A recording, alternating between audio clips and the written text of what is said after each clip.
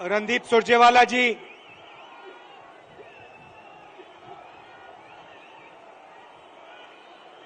कमलनाथ जी, गोविंद सिंह जी, दिग्विजय सिंह जी, कमलेश्वर पटेल जी, जीतू पटवारी जी, कनका जी, सुरेश पचौरी जी, कांतिलाल भूरिया जी, कुणाल चौधरी जी, स्टेज पे कांग्रेस पार्टी के वरिष्ठ नेता, हमारे प्यारे कार्यकर्ता, भाइयों और बहनों, मध्य प्रदेश के युवाओं, प्रेस के हमारे मित्रों, आप सबका यहां बहुत बहुत स्वागत। आप दूर दूर से आए हैं, इसके लिए दिल से बहुत बहुत धन्यवाद।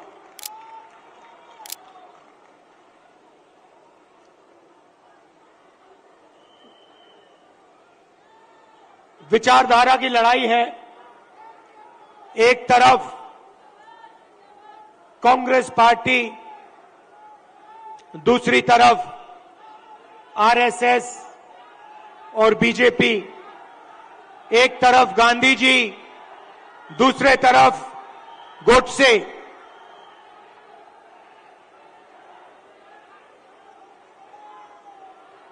ये भैया इनको दिखाई नहीं दे रहा है। भैया प्रेस वाले थोड़े नीचे हो जाएं तो लोगों को दिखे।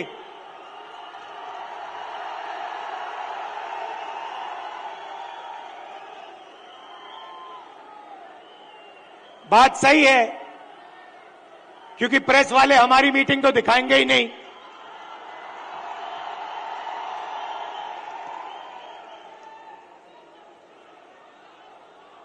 तो एक तरफ गांधी जी, दूसरी तरफ गोडसे,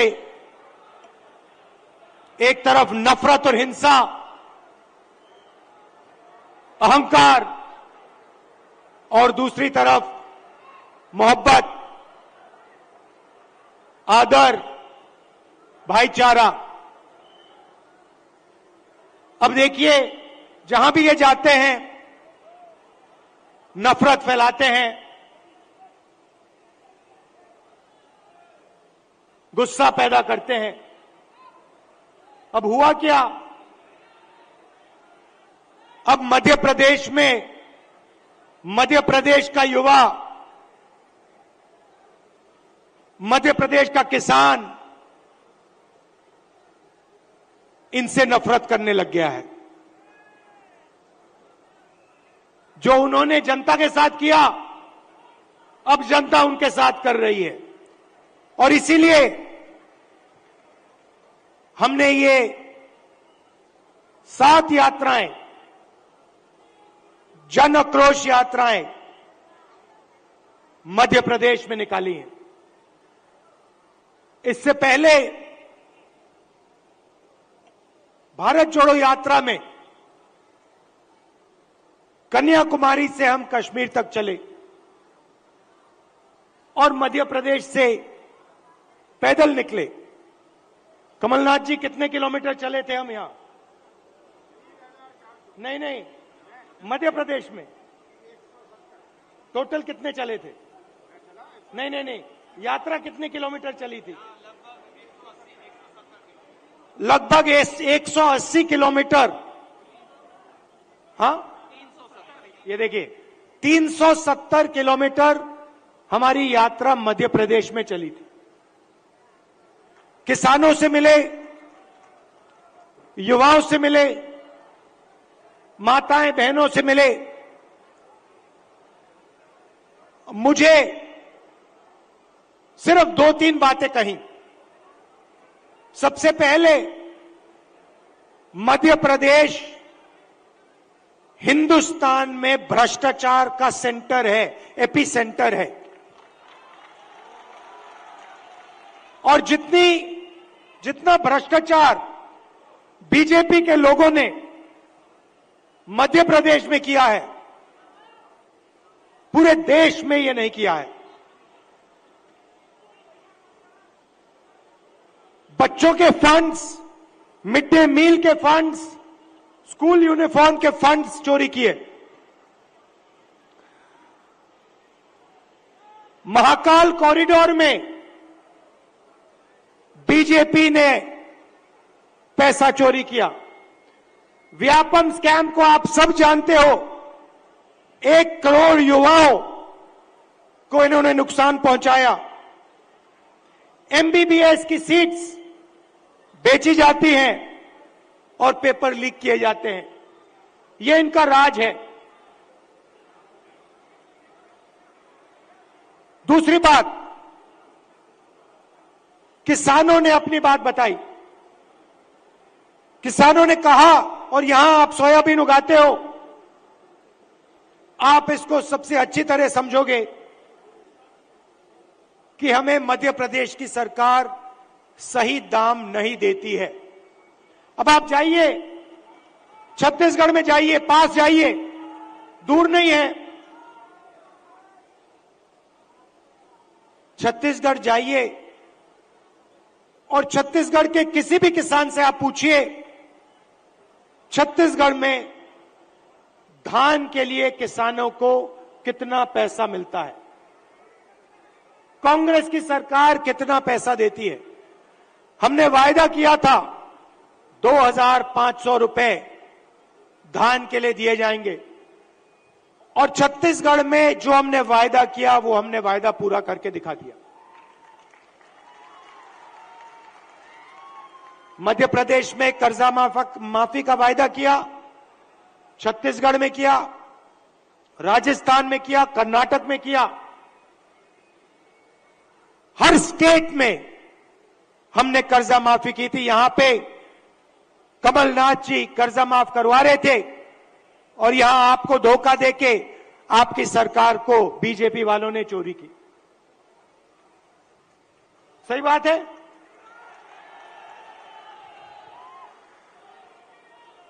भाई और बहनों, 18,000 किसानों ने यहां पे पिछले 18 साल आत्महत्या की है।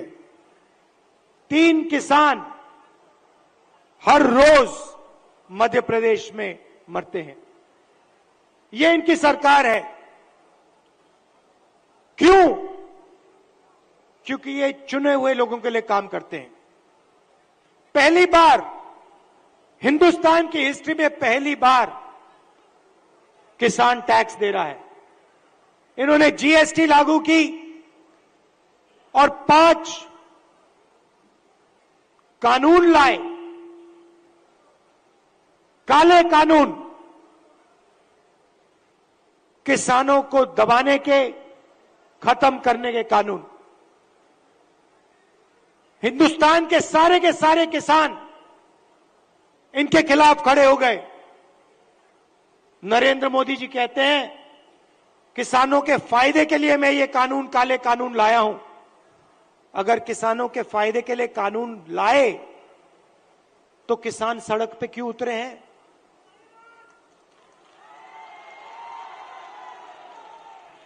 नरेंद्र मोदी जी कहना चाहते थे कि किसानों को कोई समझ नहीं है, किसान अपने हित को नहीं जानते। नरेंद्र मोदी कहना चाहते थे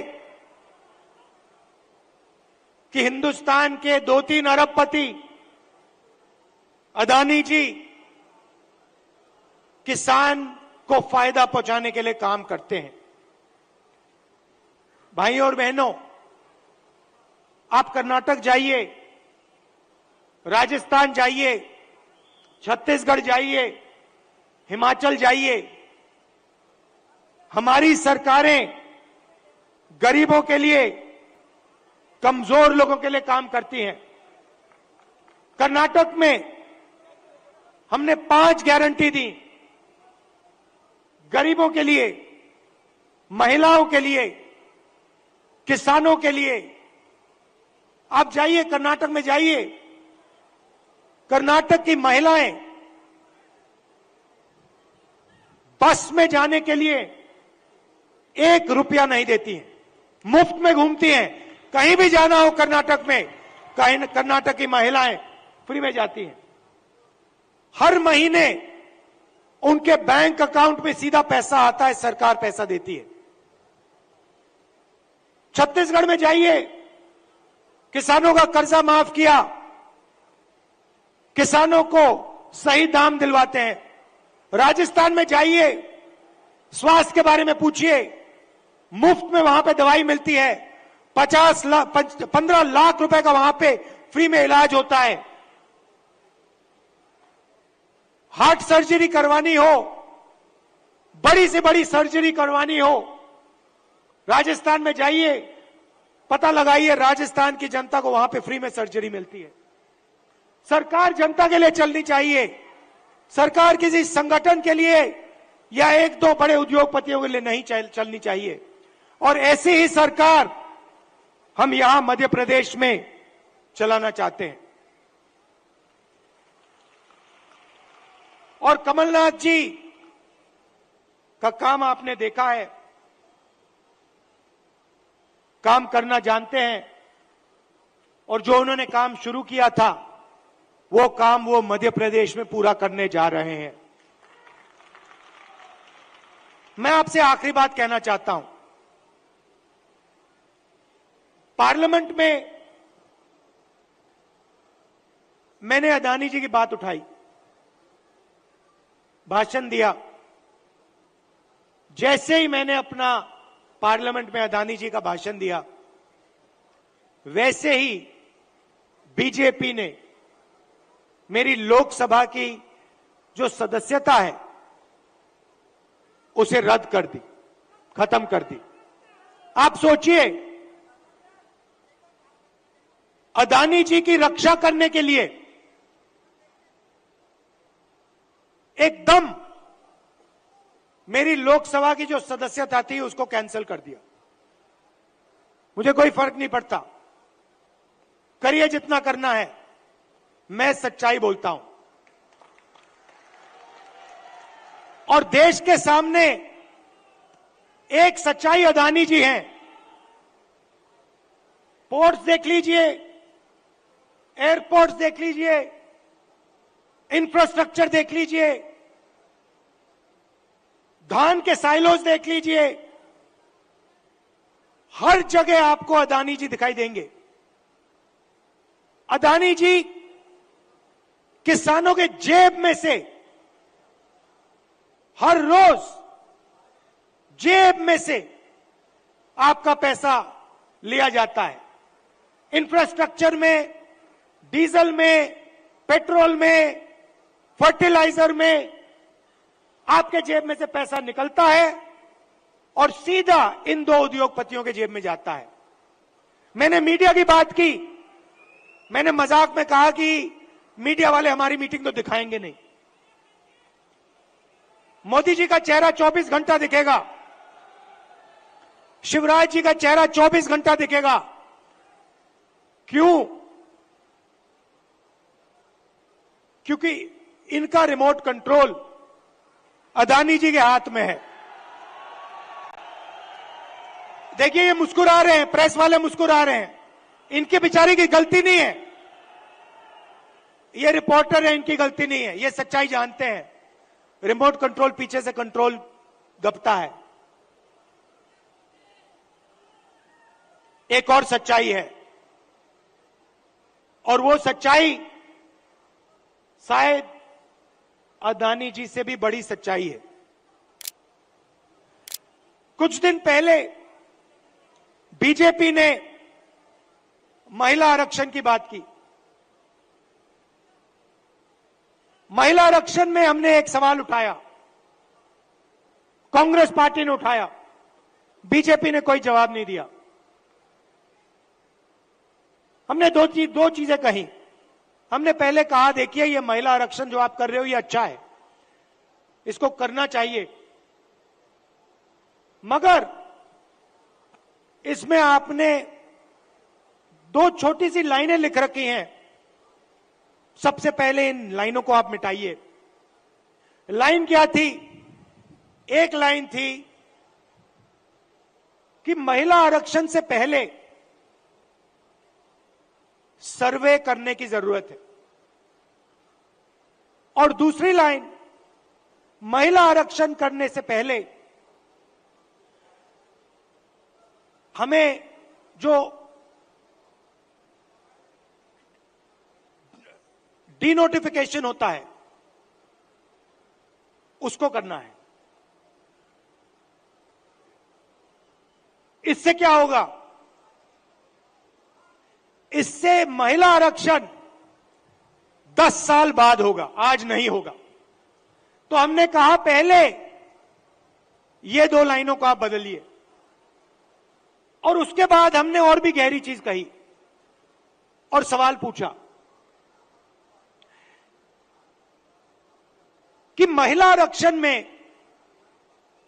ओबीसी आरक्षण क्यों नहीं है।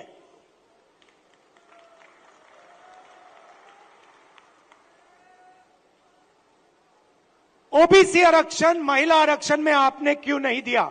नरेंद्र मोदी जी, आप कहते हैं कि आप ओबीसी के लिए काम करते हैं, आप ओबीसी के नेता हैं, तो आपने महिला आरक्षण के अंदर के बीच में ओबीसी आरक्षण क्यों नहीं किया? अब भाषण से पहले मैंने आंकड़े देखे और मैं हैरान हो गया। भाइयों और बहनों, नरेंद्र मोदी कहते हैं कि बीजेपी में ओबीसी के एमएलए और एमपी हैं। सबसे पहले कांग्रेस के तीन चीफ मिनिस्टर ओबीसी हैं, ये याद रखिए आप। हमारी 4 सरकारें हैं, 3 हमारे ओबीसी चीफ मिनिस्टर हैं। दूसरी बात, आप पार्लियामेंट में, विधानसभा में चले जाइए और बीजेपी के किसी भी एमएलए से पूछ लीजिए, एमपी से पूछ लीजिए, आपसे कुछ पूछा जाता है क्या?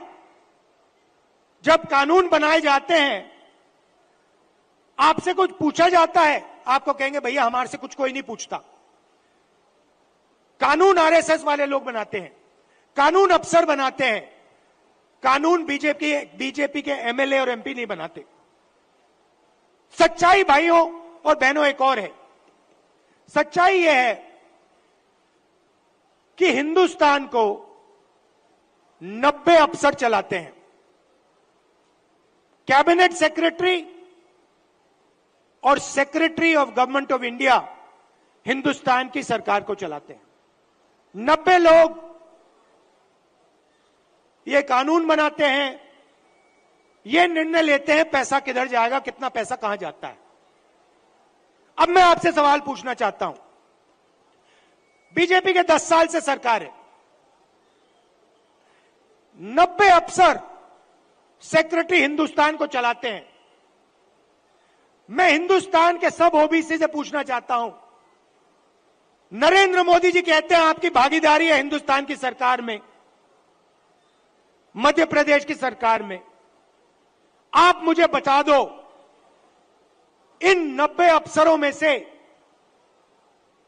ओबीसी कितने हैं? ओबीसी की आबादी कितनी है पहले यह बताओ। कितनी आबादी है ओबीसी की हिंदुस्तान में? देखो, कोई जवाब नहीं दे सकता, कोई जवाब नहीं दे सकता। क्यों? क्योंकि कास्ट सेंसस नहीं हुआ है।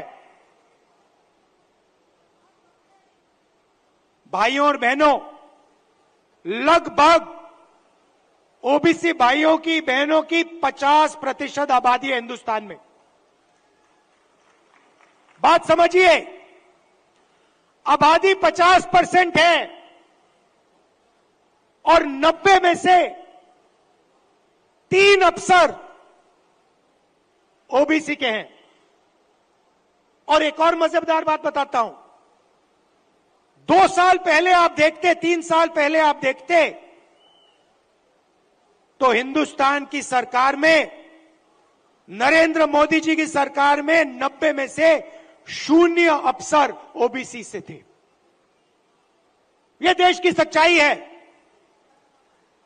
नरेंद्र मोदी जी ओबीसी के लिए, दलितों के लिए, आदिवासियों के लिए काम नहीं करते हैं। आपका ध्यान इधर उधर करते हैं। दूसरा सवाल आपसे पूछता हूं, हिंदुस्तान की सरकार का बजट लाखों करोड़ रुपए का बजट है। मैं आपसे पूछता हूं, ये जो 3 ओबीसी अफसर हैं, इनकी भागीदारी कितनी है? ये बजट पे कितने रुपए पर निर्णय लेते हैं, मुझे बता दो। मैं आपको बताता हूं, तकरीबन 45 लाख करोड़ रुपए का बजट है। आप मुझे बताओ, ओबीसी अफसर कितने रुपए पर निर्णय लेते हैं, मुझे बता दो। नरेंद्र मोदी जी की ओबीसी की सरकार है, सब शांत, किसी को नहीं मालूम। क्यों? ये आपको नहीं बताना चाहते हैं। आपकी सच्चाई आपको नहीं बताना चाहते। सच्चाई भाइयों और बहनों ये है कि हिंदुस्तान के पूरे बजट में 5% की भागीदारी ओबीसी के अफसरों के हाथ में है। ओबीसी अफसर 3 हैं 90 में से, और 5% बजट को कंट्रोल करते हैं। यह है नरेंद्र मोदी जी का काम। नरेंद्र मोदी जी ओबीसी की सरकार नहीं चलाते हैं। नरेंद्र मोदी जी का काम, जो आरएसएस ने उनको दिया है, आपका ध्यान इधर उधर करने का है, नफरत फैलाने का है, हिंसा फैलाने का है। अगर सचमुच में नरेंद्र मोदी जी ओबीसी के लिए काम करते थे, तो 90 में से 3 अफसर ओबीसी के कैसे हैं? 3-4 साल पहले एक भी अफसर नहीं था ओबीसी का। हिंदुस्तान को तो ये चलाते हैं। शिक्षा में कितना पैसा जाएगा, स्वास्थ्य में कितना पैसा जाएगा,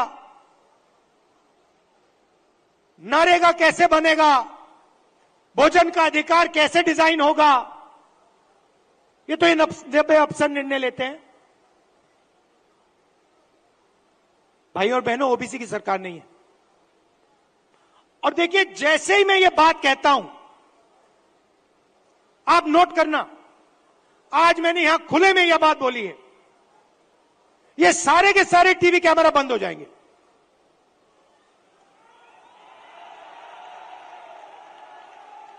आप देख लेना, ये सारे के सारे बंद हो जाएंगे। क्योंकि जो सच्चाई है देश की, कि ये जो सारी की सारी लूट हो रही है,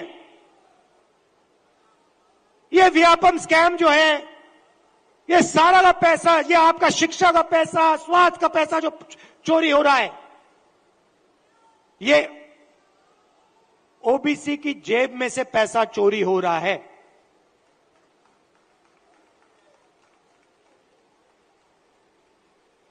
ये मैं आपसे कहना चाहता था, इसको आप मत भूलिए। सबसे जरूरी चीज, जैसे कमलनाथ जी को चोट लगी, आपको चोट लगी, सुना है, लगी ना? कमलनाथ जी यात्रा में निकले, रथ के कोने पे खड़े थे, बहुत भारी भीड़ थी, धक्का लगा, घुटने पे चोट लगी। कमलनाथ जी जैसे ही आप अस्पताल गए, पहला काम क्या हुआ? डॉक्टर ने पहला काम क्या किया, बताइए?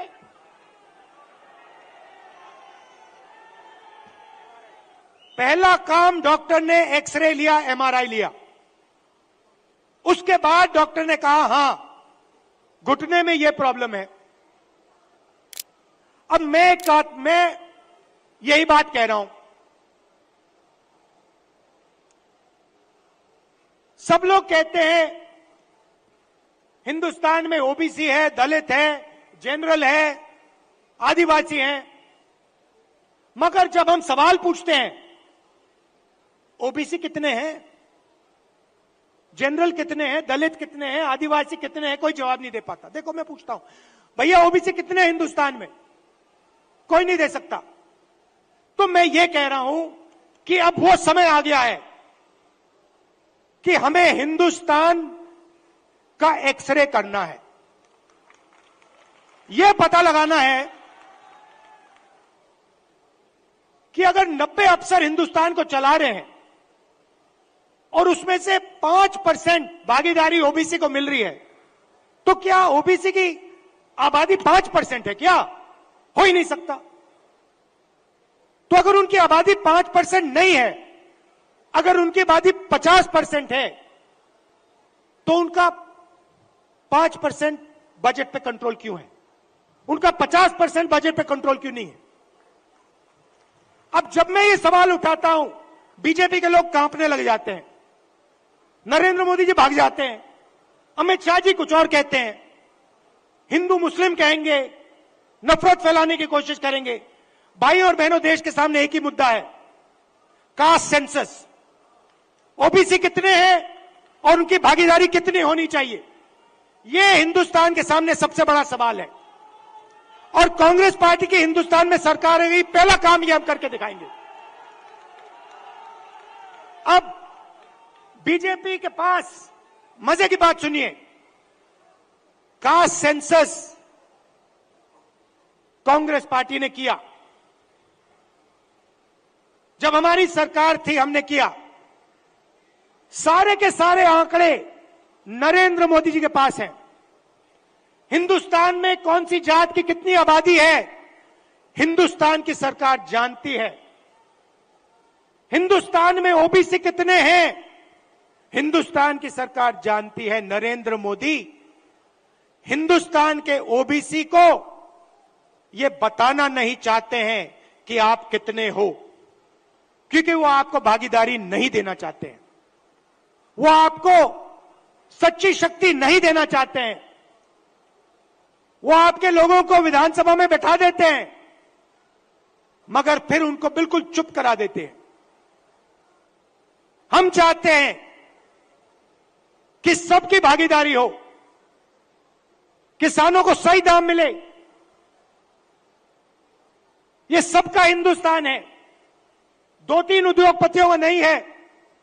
इसीलिए हमारा पहला काम कास्ट सेंसस होगा, और जैसे ही हमारी सरकार आएगी हम देश को बता देंगे इस देश में कितने ओबीसी हैं, कौन से कितने जात की आबादी है। ये अगर हमें सचमुच में हिंदुस्तान की जनता को शक्ति देनी है, तो जैसे कमलनाथ जी का एक्सरे हुआ था, एमआरआई हुई थी, वैसे ही हम हिंदुस्तान का एमआरआई, हिंदुस्तान का एक्सरे करा के देंगे। आप सबका दिल से बहुत बहुत धन्यवाद। नमस्कार, जय हिंद। राहुल गांधी, बहुत बहुत धन्यवाद। सबसे पहले राहुल जी का मेरा निवेदन है सबसे कि 2 मिनट ये स्वाति शिक्षक भी आए और यहाँ पे पार्षद। एक और बात, कमलनाथ जी ने मुझे याद दिलाया। देखिए, कमलनाथ जी ने यहां पे 27% रिजर्वेशन ओबीसी को दिलवाया था, कानून पास किया था, और बीजेपी के लोगों ने पीछे से उसे रद्द किया।